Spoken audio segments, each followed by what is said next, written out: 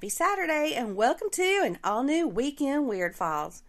Now, y'all, there wasn't a whole lot of news that fit in the weird category this week, so you know what? I'm going to bring y'all a little history lesson.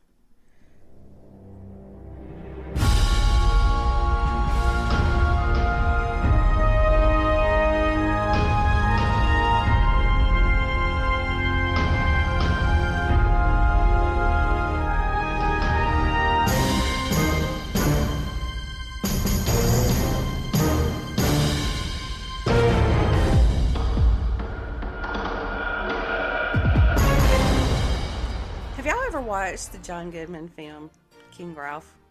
It's the one where the entire English royal family is wiped out because they were all electrocuted while they were posing for a family portrait. Now, someone had to fill the crown, and the next closest kin they could find was the character that John Goodman had played. His character, Ralph, was this Vegas nightclub entertainer. So the guys from England, they come in and they check him out and they're like, oh Lord. But anyway, they fly him back to England and he becomes the king for a little while. Well, today's story is sort of kind of like that. Back in October of 1537, a girl by the name of Lady Jane Grey was born. She was born into this noble family who had close ties with the throne. In fact, Lady Jane's mom was a cousin of the king. Now, Lady Jane became a teenager during the time that King Edward VI, who was only 15 years old himself, was on the throne. He was very sick, and it was very apparent that there was no way the 15-year-old king was going to have an heir to pass the title on to when he passed away. And if you're wondering what he was sick with, it's believed that it was tuberculosis. Now, to most, including King Edward, but not everybody, Lady Jane Grey, she was at the top of the list to take the place of King Edward. Not everyone was thrilled by that prospect, like I said, but I'm guessing there wasn't a whole lot they could do about it back then. Well, Edward, he was the son of King Henry VIII. And he made it known that once he himself, King Henry VIII, was no longer the ruler, Edward would be next in line. Now, if something were to happen to Edward or he couldn't produce an heir, Henry said that his daughters, Mary and Elizabeth, they would be next in line. Well, Edward didn't care anything about that because he had come up with his own line of succession. And he was totally against Mary being on the throne because she was Catholic and he was Protestant. And he just didn't want the throne to go back to anyone of the Catholic faith. Now, like I said, Lady Jane's mom was a cousin of Edward's. And that came about because King Henry VIII's sister, Mary Tudor, was the grandmother of Lady Jane. And another plus for Lady Jane was that she was a Protestant. So, she had everything that they were looking for, or that King Edward was looking for. Now, Edward and his advisors, they took all kinds of routes to legally block his sisters from inheriting the throne, but it was kind of useless. Mary Tudor, she also had this is going back to Mary Tudor for a minute, but she had an older sister named Margaret.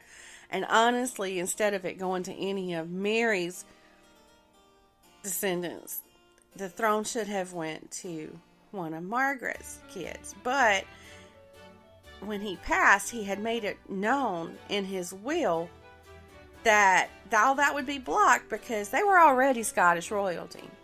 And I'm sure that caused some tension at family holiday gatherings. Now, Edward had come into power when he was only 9 years old. Can you just imagine a 9-year-old kid being king? But it happened. When a young child is put on the throne, they're not going at it alone. They have this panel of advisors that basically do the ruling in the background. Well, the head of his advisors was a man by the name of John Dudley. Dudley viewed Lady Jane as a prize, and it was one that he wanted to win, but he didn't want her for himself, though.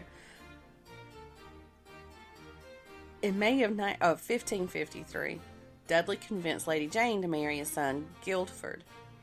And it's also known that it was Dudley who convinced Edward to name Lady Jane his heir. So I guess you can see here there's like some conspiring going on, but it was all for their own personal gains. Well, Lady Jane was a very smart young woman. She had received the top of the line education because she had no brother, so it all fell on her to get the good education. She also loved to read, and she spoke 8 languages. But she had no interest in becoming the queen. She wanted nothing to do with it, but when King Edward VI passed away on July 6, 1553, his wishes were made known to Lady Jane that he wanted her to take the position, and she could hardly refuse the offer. And I mean, who really could when it was his dying wish? And she accepted it, but she wasn't very happy about it. Now, 2 months before she became queen, she had married Guilford Dudley, and he was also a teenager. But when she did become queen, he wasted no time making it known that he wanted to be named king. Well, Lady Jane wasn't too keen on that, and she believed that he had no right to the throne. She was right, he really didn't. And she told him, hey, I'll make you a duke, but not a king. Well, as you can imagine, the Dudley family, they threw one big old hissy fit. They were grasping at everything they could to twist Lady Jane's arm into making Guilford the king. And one of those grasps that they were making was that they said Guilford would not do what he needed to do to help her produce an heir, if you know what I mean. And even though Lady Jane kept insisting that he was not to be king, Guilford tried to push his way in anyway. He made quite the spectacle of himself, walking around at state dinners as if he was already the king. Now, this marriage to Guilford, it caused her issues with being accepted as the monarch. The Dudleys were known for being unpopular, and I'm talking about dreadfully unpopular. Because nobody liked them, the majority of the people were suspicious of Lady Jane's intentions. And another monkey wrench that was thrown in and caused problems for Lady Jane was that Edward VI's sister, Mary, she was adamant about her stake in the throne, and she wasn't going to give up on it. She even had the support of pretty much everyone, so just about as quickly as Lady Jane had become queen, she was dethroned. Now, Lady Jane's reign only lasted 9 days. She hadn't even had time to properly be crowned at Westminster Abbey, because just about as quickly as she came in, Mary had knocked her off the throne. Well, after Mary took the throne, Lady Jane was thrown into the Tower of London while Queen Mary, I should say, decided what she should do with her.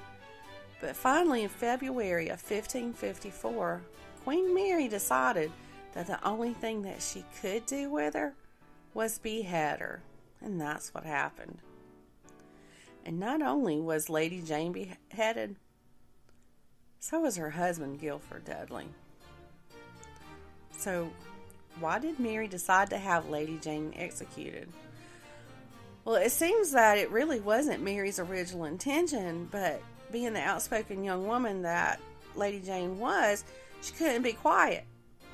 She spoke out against Mary being Catholic every chance she got. Mary didn't immediately decide to execute her, though. She gave Lady Jane time to change her mind in hopes that she would convert to Catholicism. But she didn't, and she died a Protestant martyr. And it's said that she went to the execution block clutching one of her prayer books. I mean, how sad is it to go from a teenage girl to a teenage girl to queen to executed martyr in less than a year's time? I mean, that's just incredible and weird and twisted and whatnot. But there's a whole lot more to that story than that. But, I do keep the weekend episode fairly short. But there's a lot of great articles on this on the internet, and there's even YouTube videos if you want to look into that. But that's all I've got for today. Thanks for listening. I hope you learned something, or if you didn't, I refreshed your memory or whatever. But y'all have a good day, and I'll be back on Monday for Mystery, Murder, and Magic.